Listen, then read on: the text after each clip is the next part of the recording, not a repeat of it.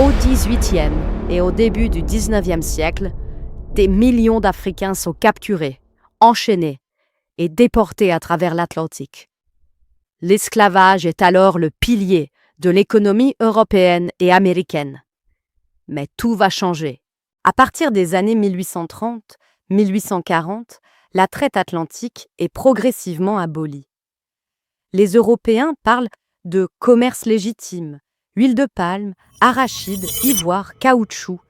Pourtant, ils ne se contentent plus d'attendre sur la côte. Ils commencent à pénétrer à l'intérieur du continent. L'exploitation ne s'arrête pas, elle se transforme. Dans la seconde moitié du XIXe siècle, l'Europe entre dans une course folle.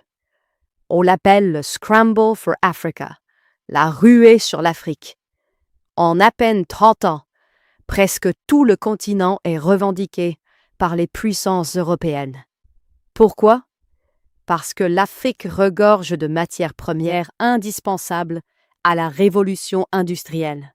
En 1884-1885, les Européens se réunissent à Berlin.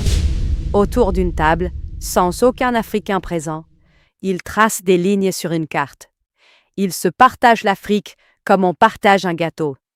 Ce moment marque le début de la colonisation massive et officielle. L'esclavage transatlantique est aboli, mais un nouveau système est mis en place. Le travail forcé. Impôts, corvées, plantations, mines.